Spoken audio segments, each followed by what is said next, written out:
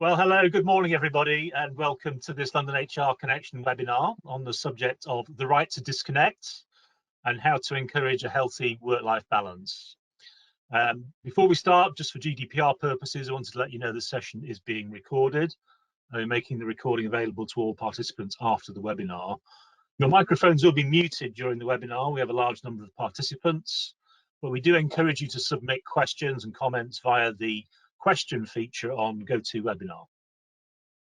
We'll pick up the questions either during the main session or else there will be a Q&A session at the end, and the webinar is scheduled to last for up to an hour. For those of you who haven't met before, my name's Craig McCoy. I'm the chair of London HR Connection, which is a role I've held for the last 8 years. I'm also a senior HR director with 35 years experience in the HR profession and a fellow of the CIPD. I've held 16 HR director roles for my sins, both as a permanent employee and latterly as an interim across a number of sectors and companies. Some of the better known ones would be Sky, BT, Bupa and the Crown Estate, all of which I've been the HR director in the past. But most recently, I've just spent the last almost a year actually at Cornwall Care, which is a large elderly care business, obviously in Cornwall, as the interim HR director, and I think it's particularly relevant to this topic as obviously the elderly care sector works 24/7. There's a temptation to always be on and not disconnect, and I've every few weeks or so I've been a week-long rota where I've been on call as the HR director, including evenings and weekends. So I've experienced firsthand the temptation to always be on and to never actually find any time to switch off and relax. And so I can draw upon those experiences as we go through this webinar. A few words about London HR Connection then. We're a long-established professional networking group for everybody with an interest in the world of HR. Originally established in the 1980s, and our origins were within the CIPD. We remain affiliated to the CIPD, but we have an independent board, which I chair, consisting of 9 senior HR professionals. And in normal times, we're better known for our live events. And we typically have great speakers and great networking opportunities in the evenings. However, at these present times, all of our events are so far online. And therefore, we can't provide you with wine and canapes as we normally do, or perhaps at this time of the day, more coffee and croissant. So you have to provide those for yourselves, I'm afraid. But we do plan to reopen our doors to live events very shortly, so watch this space. We're a not-for-profit organisation, and our model is based on commercial sponsorship. And the slide that you've just seen has been lists all of our commercial sponsors as we currently operate. So without further ado, I'd like to introduce our speaker. Main speaker today is Amanda Chadwick. Amanda works for Croner-i, who are sponsoring the webinar today in partnership with ourselves. Croner-i, I'm sure familiar to many of you, leading provider of consultancy advice in the areas of HR, health and safety, tax and reward. And Amanda is an accomplished speaker, presenter and broadcaster. So without any further ado, I'm going to hand over to you, Amanda. Oh, thank you ever so much, and thank you ever so much for having me today, and also quite humbled to be amongst many HR experts listening to me today. Have been in this industry for just over 30 years and also fell into it literally by mistake, and was more into motivation, incentives and KPIs. And then trained in law, used to represent in tribunal, I don't anymore, and I speak for lots of different associations and federations, from BIBA to ROSPA to the CIPD, but today, you know, just to say that first of all, the photograph that you saw at the very beginning of this presentation was taken before lockdown, and now I'm 2 stone heavier, so it's a little bit different to what I look like. And today what I'm going to talk about is all about the right to disconnect, which has affected so many people within this pandemic and really is a topic to speak about. I just like to say in HR that I think that I remember my mum years ago saying to me, speak to speak to people the way you are expected to be spoken to, and that's the way that I am in HR, that's the way I am in employment law, that's the way I am in health and safety, and I think that we all do that. It's been a tough time for us throughout this pandemic. I know a lot of you haven't stopped working, and I want you to take a deep breath yourself as well and think about yourself, because when we talk about all those people that have been busy, there's millions of businesses that have used the furlough scheme, and we haven't stopped working, and we're still working now, trying to catch up with all those holidays that are built up, trying to catch up with everything that's gone on, provide information. And the job in HR now isn't just HR, it's appraisals, it's interviews, it's recruitment, it's well-being, it's working with health and safety, it's tax, it's so much more now. It's people management, and it's keeping the talent you've got. Today's subject is all about the right to disconnect. We're going to cover what has come into focus lately, what does the law currently say, how much is too much out of hours contact, how would it work in practice, and why should employers explore this? You can ask questions at any point that you like, and we will answer them for you. So let's get on with this presentation. There are a couple of polls as well throughout this webinar, which I hope you don't mind me asking you, and I'll feed back during this webinar what the results of the polls are. So what is the right to disconnect? So the right to disconnect concept addresses an employee's work-life balance. It actively seems to encourage employees not to work outside of their normal working hours, and it's also known as the right to switch off. So if you remember back in the day, in about 1999, the Working Time Regulations, Working Time Directive as it's known in Europe, came in. Employers and HR were sort of running around the businesses, getting their staff to, actually was it 1997 actually, getting them to sign out and opt out of the Working Time regulation, so that, to say you need to work more than 48 hours. Nobody really did work more than 48 hours, and only in exceptional circumstances. But that was my first sort of dip really into where work and home life really did cross over. Employers were expecting people to work long hours. So the right to disconnect, though, has come to the headlines just recently, as countries like France, Spain, Italy, Slovakia have all adapted some sort of rules in place or laws in place about the right to disconnect, with France in 2016 and now in Ireland as well. And it is the right to say to somebody, look, I don't answer calls after 6 o'clock. I don't do emails. And some of the countries within Europe, especially in Germany, employers have put some sort of device onto computers where emails don't go out after a certain hour and you can't receive them. So it is actively encouraging employees to not work outside the normal working hours. Now, we're running a business, we are HR, but we are in depth in a business, and we're running a business. And some of those jobs, people will have to work out of the hours. Some of those people, if we're looking at flexible working rights and thinking outside of 9 to 5, there are many jobs where people want to work outside of the normal hours, and also where we talk about our country now out of Brexit, trying to trade with places like Australia where they have different working hours.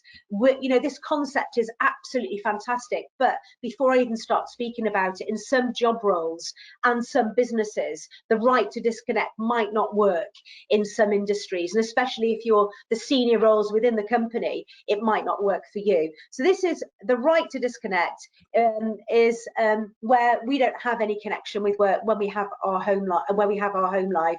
So why has it come into focus lately? Well, over the last couple of decades, it has become increasingly necessary and the norm for employees to be constantly accessible online or by phone. Now, I'm based in North Wales. Ordinarily, I do travel all over the country, and I'm often surprised by how many people do sit on their phones. Now, are they on Facebook? Are they on social media?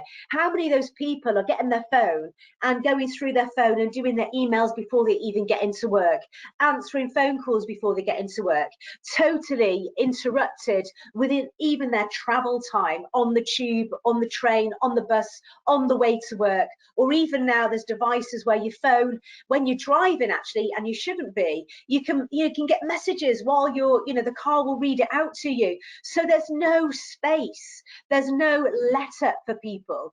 And advances in technology have made it easier for you to, to people to connect you, whether it's your personal calls or business calls. People can connect to you.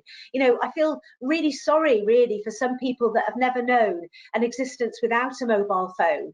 And the lines between work and home are becoming really blurred, and creeping into our private lives, and even more so now that more people are working from home because of the pandemic. It's increased hugely over the last 18 months. And as somebody said, it's not working from home, it's sleeping at the office. And the expectation can come from the top of the organisation, as if senior managers are checking their emails outside of normal working hours or during the holidays.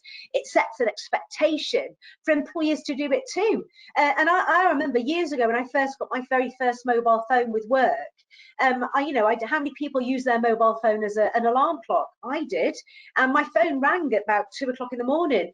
And one of the directors of the company, I answered it in my sleep and I said, "Hello?" And the gentleman said, I won't say his name, he said, "Oh, sorry, Amanda, I didn't think you'd answer your phone." I said, "Well, it rang. Of course I'm going to answer it." And I said, what are you doing up at this time of night? And he said, "I was going to leave you a voicemail." Why are people leaving voicemails anyway at 2 o'clock in the morning? Why aren't you asleep? Why aren't you resting? Have you got so much work that you have to do it in the evening? And that makes me think of people's mental health for a start. And he said, "I'm really sorry about that." I said, "Okay, yeah, I'll switch my phone off anyway." I didn't realise at that point if your phone's switched off, your alarm clock would still work, but it does. And that set the expectation then, because I've got a director that's working really late and making calls and sending emails. And just I want to stop for a second, as HR, as directors, as owners of companies, if you notice that somebody is doing emails outside of working hours, are they overwhelmed at the moment? Have they got too much work on? I know redundancies have happened and people are picking up other people's jobs. Have they got too much work on that they're not completing it during the day? Because it will affect their mental health. So let's look at the expectation that we have on behalf of our staff and what we expect from them. So what does the law currently say? Well, we don't have any laws at the moment on the right to disconnect in the UK. France and Spain are among countries who've made laws in this area. Ireland does have a code of practice that it expects its employers to follow, and that's on the back of a tribunal. Now, the working time regulations, I got the date wrong. I got it in between. I said 1997, didn't I? 1999. So 1998 set rules on daily and weekly minimum rest periods and maximum weekly working hours. And it's amazing how many people forget about this legislation. We've been Brexited. We're keeping this. This is a really good legislation. However, there's parts of it that you have to remind yourself how important it is, like the 11-hour break between each shift, unless there's a force majeure, something out of the ordinary. The people, taking 20 minutes break every 6 hours, young worker rules. But what's really important about this for me is that within the first 17 weeks of somebody starting within your company, they shouldn't actually work more than 48 hours a week anyway.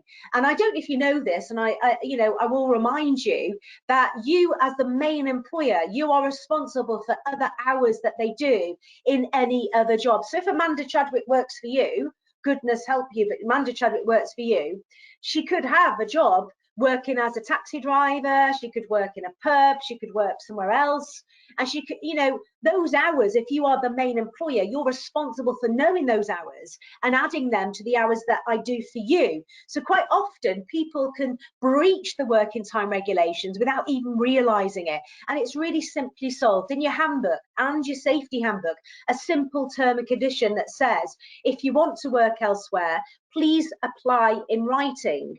And I think we really need to reinforce this at the moment, because a lot of people that were on furlough did take an extra job job and might still keep that job.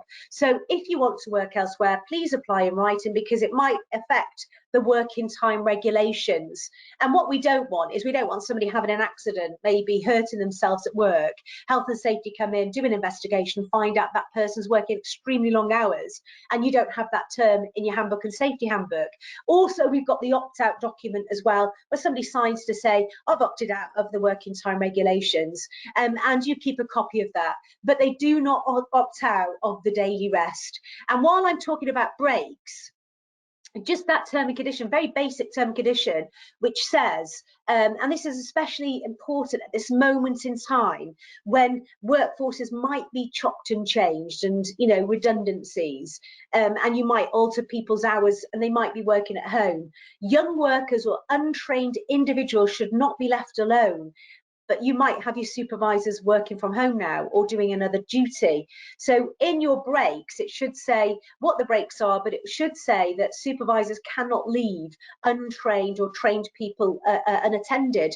And I think when I think about that and breaks, I think about a particular incident in Birmingham where a gentleman had two young workers working together, larking about with a compressed air machine. In this particular case, it was a jet wash, and they were spraying each other on a summer's day, having a laugh.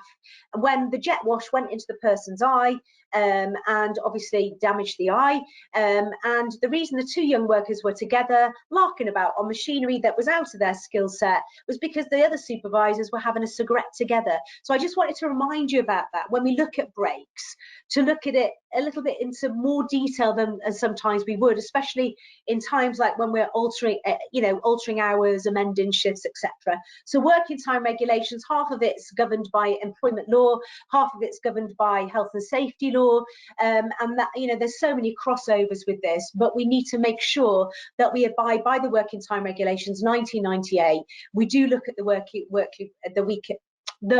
week, we do look at the hours, we do look at breaks, but also at this moment in time, we make sure that we've got a term and condition in place that says, if you want to work elsewhere, please apply in writing. And it's great defence for you. Say, for example, somebody is exhausted, somebody does have a breakdown, somebody does crash a vehicle, and there is an investigation. You can turn around as HR, as employment law, and say, as far as I'm concerned, Amanda Chadwick didn't have another job, and the reason I can be the reason I can say that is because in my handbook there's a term and condition that says, if you want to work elsewhere, please apply in writing, and Amanda Chadwick never did. So what does the law currently say? This means that there is an existing law which entitles workers to rest, but minimum rest periods will rarely align with the workers' contractual hours, which could arguably mean that communication outside of normal working hours does not always breach minimum rest periods. So an employee that works 9 to 5, for example, the law says they need an 11-hour break or daily rest period. So a call from the boss at 8 p.m. is outside of normal working hours, but will not breach the rest period requirement of 8 p.m. to 9 a.m. because it's more than 11 hours. So there is this right to disconnect, and this 11-hour break. So how much is too much out of hours contact? So too much is actually subjective. So one call from a manager to a team member can be too much for some people, while others will be less bothered by the occasional call. So when one party believes that the other is acting outside of a contractual requirements for no return, there is going to be likelihood of dissatisfaction. However, the right to disconnect is more related to health and safety measures that ensure employees get sufficient time to rest and relax outside of work, because there's such a focus on mental health now, and having a mental health policy, a stress policy, a mental health first aider, a menopause policy, a menopause champion. There's so much focus on employees' health that we really need to look at this right to disconnect and making sure that our employees are getting sufficient time to rest and relax outside of work. Also, because of the pandemic, we've had mixed reactions. We had people going, I've loved working from home. It's amazing. I've saved 4 hours on the M25 every day, and I make my own lunch. I've saved an awful lot of money, and there's no way I'm going to jeopardize it. I'm going to work incredibly hard, but it's knowing that right balance. Then we've got people that are saying, I find it extremely hard to switch off. You know, it's like I don't know when to stop, and my laptop's there, my phone's there, so I try and get some of the work done in the evening. We've got people saying, I was furloughed, I loved it, I took an extra job on, I paid off all my debts, I got my house decorated, and I even accrued holidays as well. And then, you know, we've got other people saying they were furloughed, but they only got 80%. They weren't allowed to take another job, and it affected them financially. And then we've got people saying they work from home and they felt really isolated, and they felt it really affected their mental health. So, and then we've got people like ourselves that continually work throughout this pandemic that haven't had a holiday. And so we've got such a mix, I'd say a mismatch at the moment of how people feel. And if I could suggest something to you at the moment for every person in HR to do, is to do a staff survey to find out what's going on with your staff and how they feel.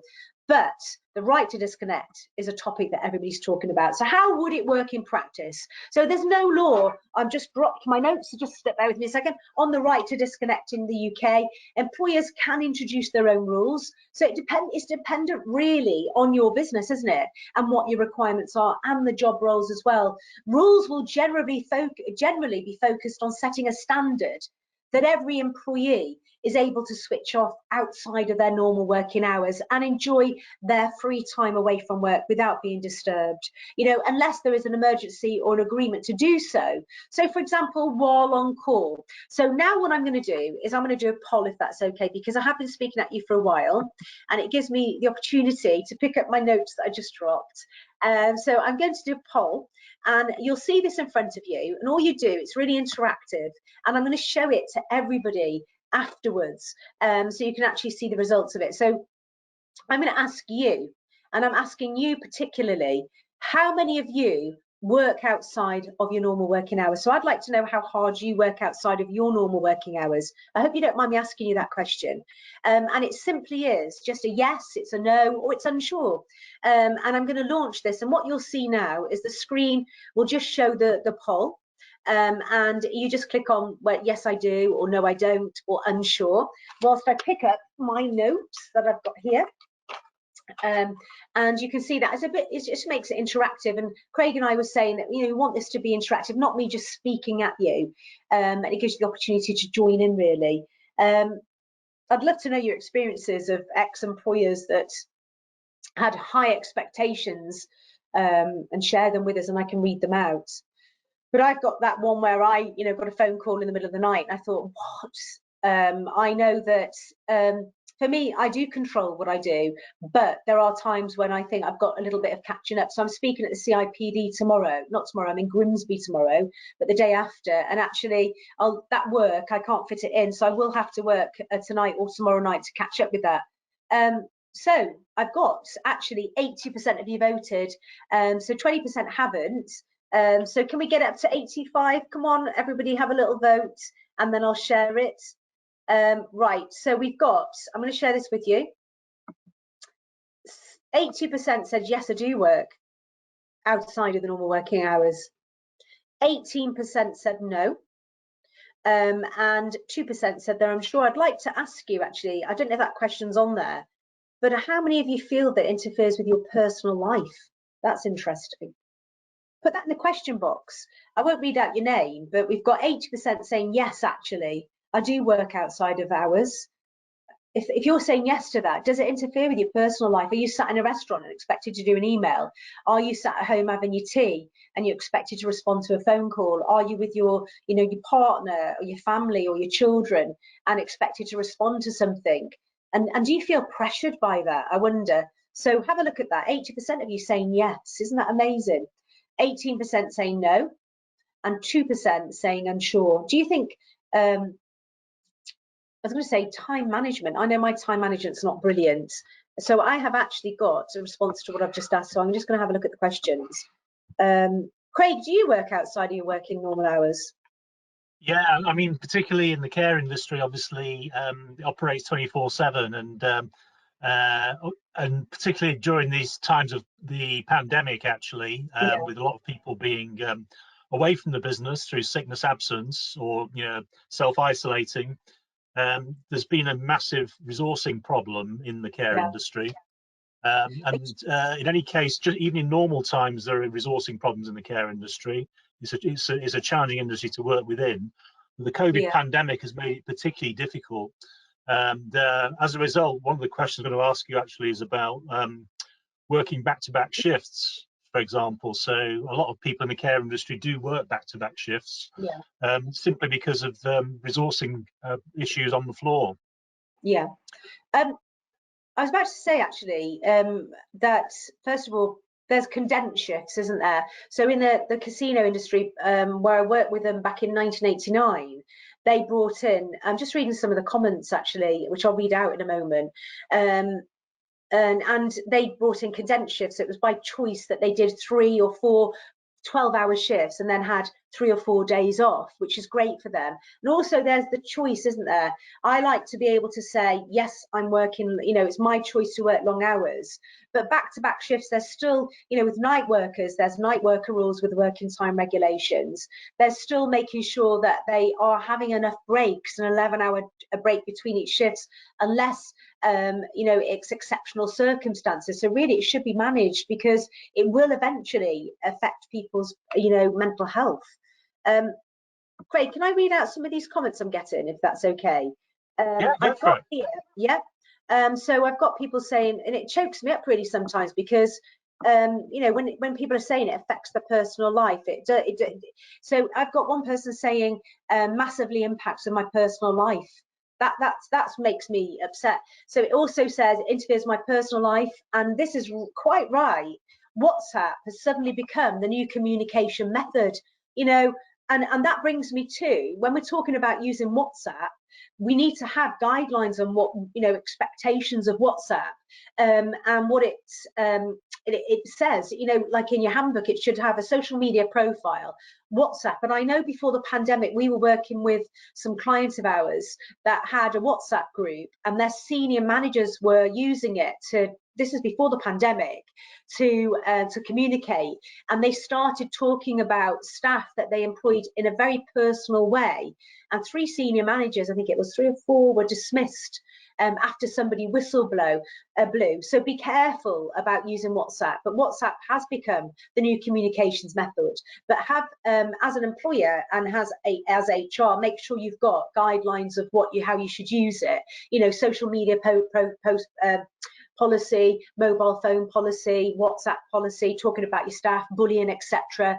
And also don't forget GDPR, General Data Protection Regulations. You cannot monitor or record staff without that in place. Somebody say, not currently into my personal life, and it sounds like this is really managed, usually only 30 minutes extra per, you know, a day. I've got people saying, doesn't affect my personal life. I do restrict the amount of time that I do outside of my normal working hours. I'm very strict on my own time and how valuable that is to me. Exactly. It becomes inevitable if you're working with teams in different countries and time zones. You're right there. On early for Asia and late for Americas, it's always out of hours. So yes, it does disrupt personal life, and I do think it definitely affects our mood and our relationships with others when we are not present and are still caught up in work issues. That's what somebody else is saying. So presenteeism there, where somebody, you know, we talk about that word presenteeism in work, but actually at home life, where somebody's there but they're not quite there, and so they're busy with the work, looking at the phone. And this is another comment, I tend to work in the evenings to be able to respond to directors. My children, you know, my children are always saying to me, "Are you done now, mummy?" You know, and you know, I know the poll's still up, by the way, so thanks for that. So I'm just going to close that and hide that. But those are the comments I'm getting, and you know, so we need to have, you know, I think the right to disconnect is really important, and I think that because Ireland, as I said, have brought it in as a code of practice, maybe we'll follow suit. So what we have here is, as I said, how would that apply? There's no law here. Rules are generally focused on setting a standard that every employee is able to switch off outside of their normal working hours.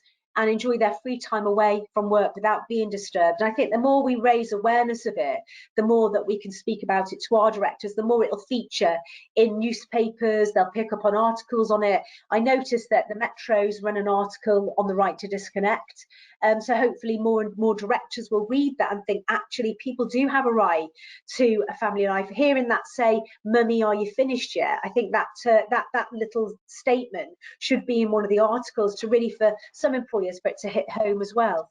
So how would it work in practice? A physical switch off of laptops and work phones, as well as a metaphorical switch off of the brain to all things work related. There is no expectation that employees will answer their work phone or reply to emails outside of normal working hours. So there might be some sort of bar on the phone, and only senior managers that might be on call, if you like, but all the normal employees would be able to switch their phones off, switch their laptops, and not be able to respond to emails outside of normal working hours. But it does need a more concentrated effect into what normal working hours are, because on the other end of it, we've got in Parliament a discussion about the right to flexible working hours from day one, which I don't think will happen, by the way. I think that they'll still keep the 26 weeks requirement of that. But when we look at flexible working hours, people are saying, well, I'd like to work, after school into the evening. I'd like condensed shifts. I'd like to work at the weekend. So we're now saying, let's have some normal set hours. But then at the other end of the spectrum, we're saying, well, people want more flexibility in their life. So it's finding, it's knowing what hours other people are working as well, and having that so everybody knows what hours people work, some sort of rota that everybody can access, to know that Amanda Chadwick is working today from 7 o'clock in the evening until 11 o'clock at night, so she's able to take calls then, but outside of those normal hours, she's got the right to disconnect. It doesn't mean employees can't do overtime when required or if they're asked. It aims to prevent contact outside of any arranged working time. All the workforce should be discouraged from making calls or sending emails outside of others' working hours, and respecting that. And if an email is sent, employees are not expected to read, respond or action it outside of regular hours, as this is more supportive of flexible out working. What you could do is really encourage people to have a work phone and their own personal mobile, so that some people use their works mobile as a personal mobile and they get notifications or turn the notifications off. So in your right, the right to disconnect policy, it would talk about taking the notifications off after a certain time, turn your phone off, having a personal phone, and making sure that your works phone is just for work. Amend email footers also to include an employee's working hours. So if I send you an email, it says Amanda Chadwick working 9 to 5 or 10 to 6, for example, and that would then set expectations. People will get used to it, and they'll understand that people have the right to a personal life. And even mobile phones without being, when we look at mobile phones, and talking back, I'm not being offensive, Craig, but I know you and I have both experienced life without a mobile phone, where people had to ring you on a landline, people had a telephone table in the hallway, and sit there on the phone. I'm sure can you remember that? I didn't want to say anything, but I just thought, I know that you've experienced that too. But if you think about it, the interaction, it also works both ways, because your mobile phone, you're accessible all the time. And I've been to workplaces, I visit so many people where somebody's on the mobile looking at Instagram, Facebook, social media, and people's moods change as well. They're dead happy laughing with you one minute, they get a text and suddenly they go like this. So I've been in a hotel where somebody's been on Facebook and I've been stood there waiting, or where, if you think about mobile phones and how interactive they are, where, for example, where people have an argument on their mobile phone and they might not be concentrating while they're driving or working at heights, etc., or doing a spreadsheet or something. So it works both ways as well. People should cut off from their home life when they're in work, unless it's an emergency, or they make calls during the break or the lunch. and the same works for work as well, because we put rules in place that home life can't interact with work life, so it should work both ways. So all the workforce should be discouraged from making calls or sending emails outside of others' working hours. And you know, as I said, to establish they don't have to read it, they don't have to respond or action it, and they're not going to get in trouble for that either. And even some companies expect, I don't know if you've ever come across this, but expect their employees to respond to emails on holiday or answer the phone on holiday. So I think, I don't know how you feel about this, but employers should explore this right to disconnect if they can.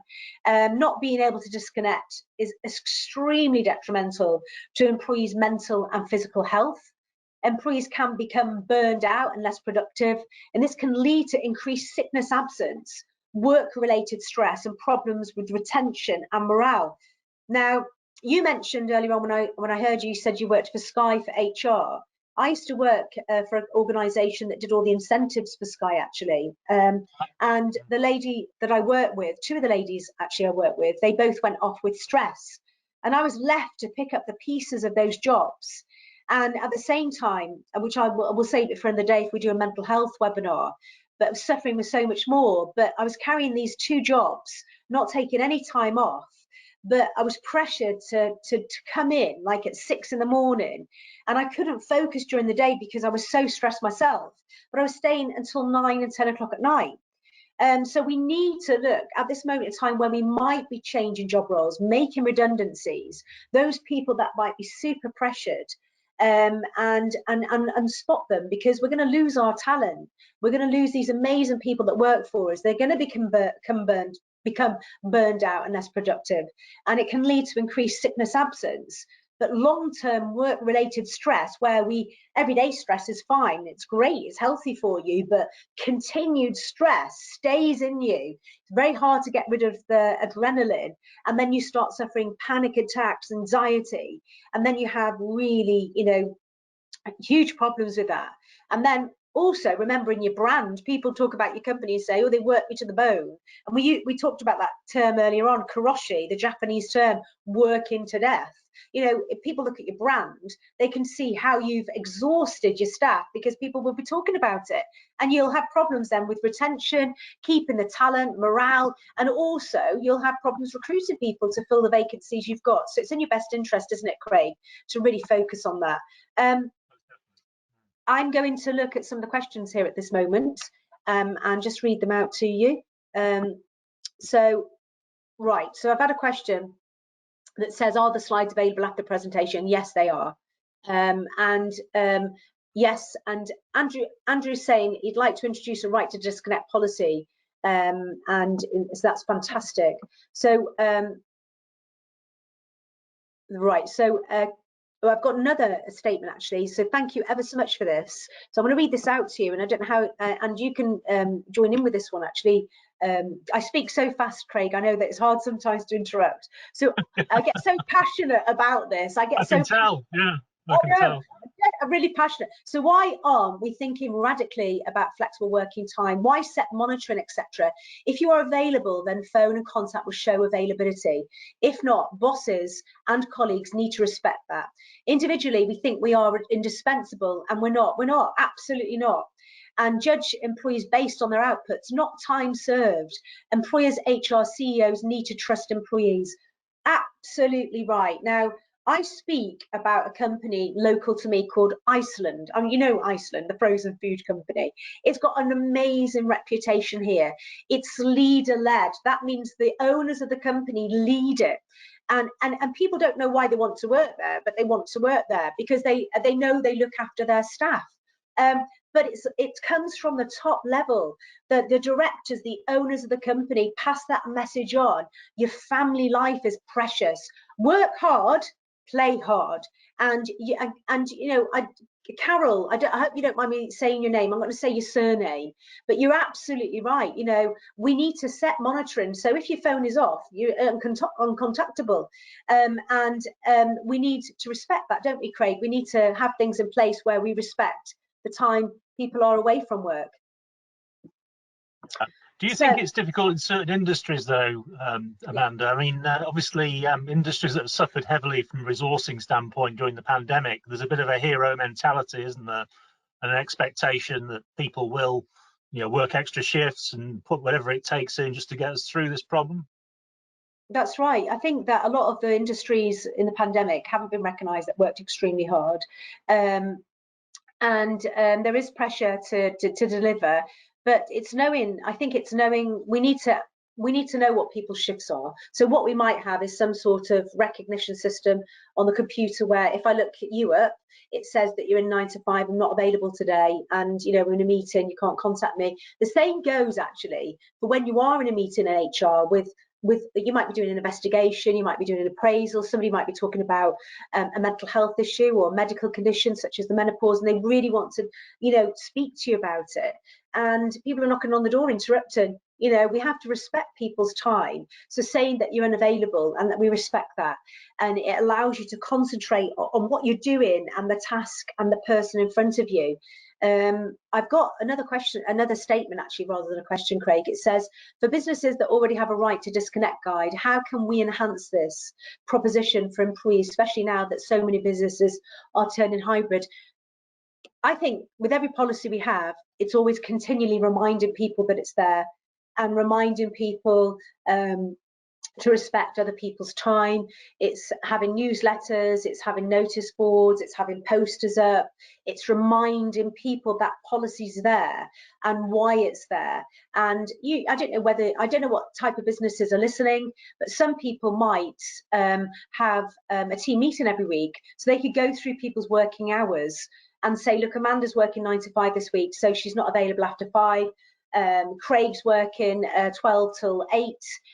He'll be there on call for you for any queries you've got, but other people, don't contact them, and highlighting when and where people, because I think a lot of calls are made by mistake when people think that staff are working. And hybrid, if anybody doesn't know what hybrid is, I'm sure you all do now. It's the mix of both, where people work from home and they work in the workplace as well. It's a change to people's terms and conditions. You can do it as a trial, like home working, you can do as a trial, flexible working, you can do as a trial to see if it works for you. If you do have hybrid workers, you do have home workers, don't forget home worker agreements, don't forget home worker arrangements, don't forget risk assessments and health and safety and the working time regulations. And what you're agreeing with them is your contact, how often you keep in contact, how often you're communicating with them. So when it comes to hybrid working, it's it's knowing when. I just wanted to clear that one up. It's establishing that in the morning you connect with them at lunch, for example, and at the end of the day or at the end of the week. Other questions, Craig? I don't know. We are asked to put our working hours on our email signature, which ensures our colleagues know when we are not in. Brilliant, Quite Kim. Yeah. Yeah, we have. Do you have any resources that can help us to implement a right to disconnect if workplaces do not have this in place currently? So that's some of the questions. Is it okay if I do another poll before we go on with the slides? Is that okay? I hope you don't mind that it is interactive. I think it's better when it's interactive. Let's have another look at some of the polls. I'm going to ask you this, actually. Do you see lots of people working? So calls, emails, work of an evening or a weekend outside of their contractual hours. So while you're doing that, and I'm going to have that poll in front of you, I said that I worked extremely hard at one point, and I'd when I do one day do a mental health talk for you, I'll talk about this. I've launched it, so it's just clearly a yes, a no, or unsure again. Please, please, please join in with this poll so we can share it with everybody. And I didn't realise actually how badly affected I was by a particular incident that happened a few years earlier. And so I was working really early hours. I couldn't concentrate during the day, and I was working in the evening. And we look at the signs and spotting the signs of mental health. Actually, I'm one of those people that don't look unwell. I don't sound unwell, and you would never notice that I was having a mental health condition. I was really under pressure. But if you'd have peeled back and thought, why is she working at 6 o'clock in the morning? Why is she sending emails and responding to emails at 9, 10 o'clock at night? that would have really revealed to you that there was some underlying issues there, and maybe I was overwhelmed and had too much work on. So just, we talk about mental health policies and spotting the signs, but those really are clues to if somebody is struggling at the moment, and and for you to look at those. Right, so less people voted this time, so we've got 88% saying yes, we do see lots of people working long hours, so maybe we need to do something about that. Hey, Craig. 12% saying no, and that's brilliant, and nobody's saying that they're unsure. So I'm going to share that with you just for a second, because as you know, it freezes the slides, and we'll get on with the slides as well. So 88% saying we see a lot of people working. So I think it's a good idea to remind everybody about the working hours, the right to have their family time, and also to put measures in place like the right to disconnect policy, and remind people about those social media policies, and also at the same time general data protection. If they're working from home, to put their laptop down after a certain time. And I'm going to hide that now. Okay, so the next slide. So why should employers prepare? We don't want burnout. We're going to lose our talents. We don't want people off with sick. We don't want them off with stress.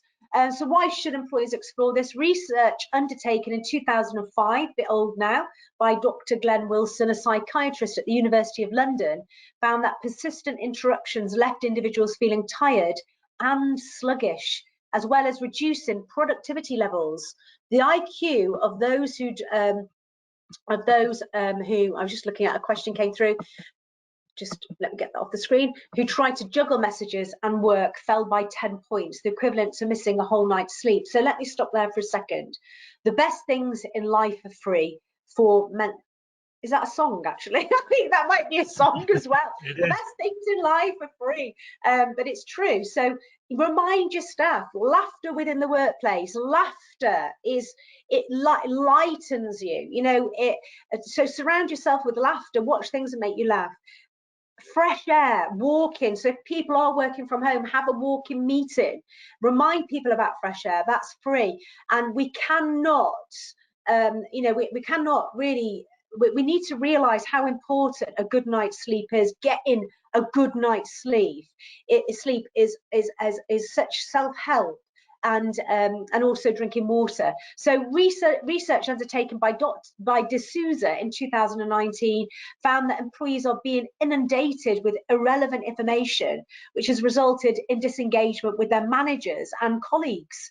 The study also found that employees were missing information 4 times a week, with more than 30% overlooking useful information at least once a day. Now, interestingly, in Croner-i, where we are, I'm based in North Wales, but Croner-i in London, there's like a new thing that's going on. People are actually turning off their Instagram and social media profiles, absolutely turning it off, because a couple of people have been on holiday and then found out that they've spent when they've looked at how long they've spent on social media while they've been on holiday, it's worked out that 1 day of their holiday has just been spent on the phone.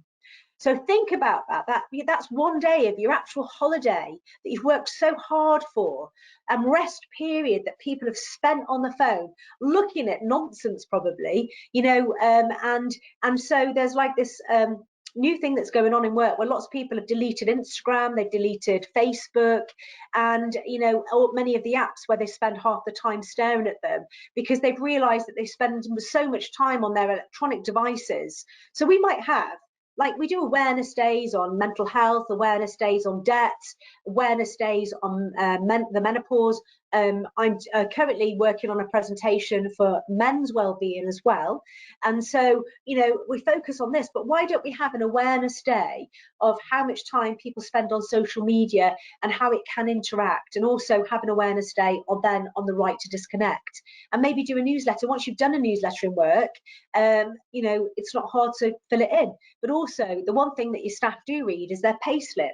So you might put little messages on the payslip saying, don't forget to disconnect, turn your phone off, don't, and little messages on there, remember your mental health, etc.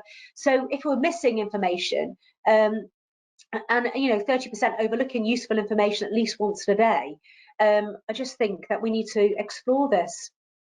So why should employers explore this? In 2018, the Labour Court in Ireland awarded €7,500 to a female employee who regularly had to reply to work-related emails outside normal working hours.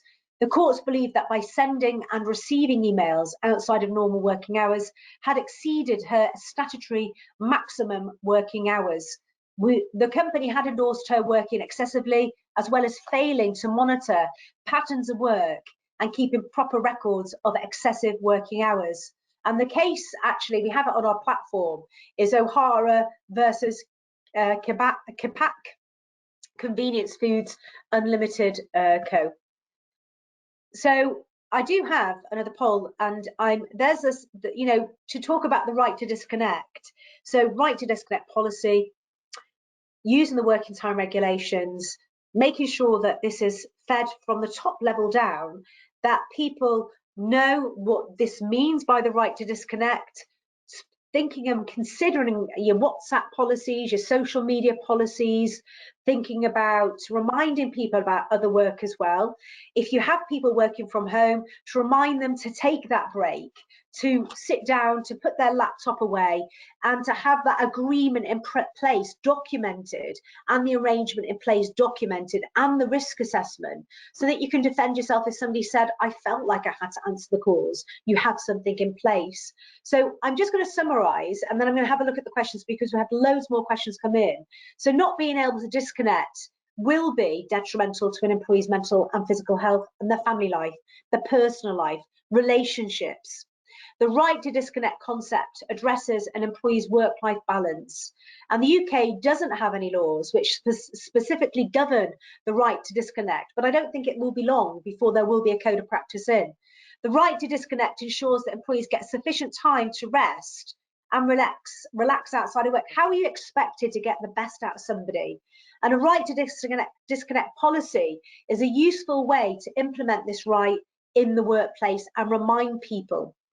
While I'm looking at the questions, Craig, is there anything you'd like to add to this? Well, yeah, I'm just wondering whether the pandemic itself has heightened awareness of these issues, because obviously there's been a major focus on physical health, obviously through the pandemic, yeah. But also with a lot of people working from home.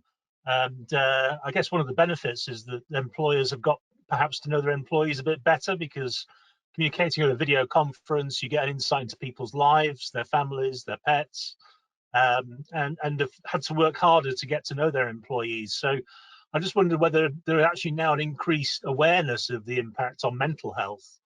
I've been aware a lot of companies are therefore putting in place measures to provide counselling support to people in areas of mental health. So I think it's actually becoming more of a trend. I don't know if you've noticed that. Oh yeah, speaking about mental health, actually, maybe that's the next webinar we should do. But speaking about mental health, really, for the past, I would say 6 years now, really, I've always spoken about it, but really sort of people are saying, can you speak about mental health? What can we do? What's a mental health first aider? Do we have to have a mental health policy? Do we have to stress policy? More and more people are thinking about it, and that's because there's more awareness as well. Like when I said I'm doing a presentation on men's well-being, it's because suicide rates in men have gone up by 70% in construction, and we need to speak about these subjects in work, because people spend more time awake in work than they do at home. So I would want them to enjoy their home life, but really enjoy coming into work, and know that if there was an issue, that I would help them with it. I would support them, and that means we get engaged with them. We create engagement. They feel looked after, and we're less likely to lose that talent anyway. And it's only good that we talk about disconnect policies and mental health and the menopause and men's well-being as well. We speak about that, and we encourage people to speak about it to us in HR, that there's a point of contact if they feel that they are overwhelmed themselves. So I think I think we have time to do another poll, but what I'd like to do now, if that's okay, Craig, is show our video at Croner-i and our platform that we have, because some people have asked me about, documents and policies and procedures. Well, Croner-i is a platform that has been relied on actually in paper form for over 80 years in our publications by HR professionals, and it's updated. I think in the last 3 months it's been updated over 700 times. We do everything from tax to payroll to employment law to, as you can see here, you know, the policies and right to disconnect. You can just download it, put it to your folder and print it off for your employee handbook. So you can collate your own handbook from the policies that we've got on here. And as you can see on there, it's working conditions, automatic emails, the employee obligations, and any policies associated with it as well. So the working time regulations would be one, and also risk assessments. And also that brings me to risk assessments, because if you do a return to work interview with somebody, or you know somebody's been off sick and they're feeling overwhelmed, you would be expected to do a reasonable adjustment, you know, to do a risk assessment and reasonably adjust the workplace. And that might be altering somebody's working hours or making sure that they are disconnected from work if they are suffering from mental health. As you can see here, there's 5,800 results on there for mental health at work. And there's also case studies and also training on there. You'll also note that there's different countries on there too. So everywhere you go within the UK, there might be a slight difference in employment law, and it's all backed up with our advice line as well. So what I'm going to do is just say, if you would like a demonstration of our platform, if you'd like any more information, or you'd like to see more webinars of different types, you know, give us a call on 0800 231 5199, contact London HR Connection. We are Croner-i. My name's Amanda Chadwick, and I'm going to hand over to Craig now. Thank you very much, Amanda, and thank you for an excellent presentation. And it's great that we got a high level of questions and interaction as well online, which always makes it more enjoyable. So I think that's been a great session. This session has been recorded, and the recording will be made available shortly, and the slides are also available, as Amanda had mentioned.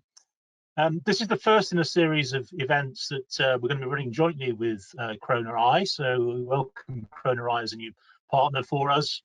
But our next event, our autumn season continues with our next event, which is on November the 18th, which is on the subject of rethinking 21st century leadership as the world becomes more complex. And our speakers are from our partners, Leadership Assessment Development Consultancy, MDV. So I hope to see you on the 18th of November at our regular time of 4 p.m. Until then, I hope you've enjoyed the session. Bye for now, and thank you for joining.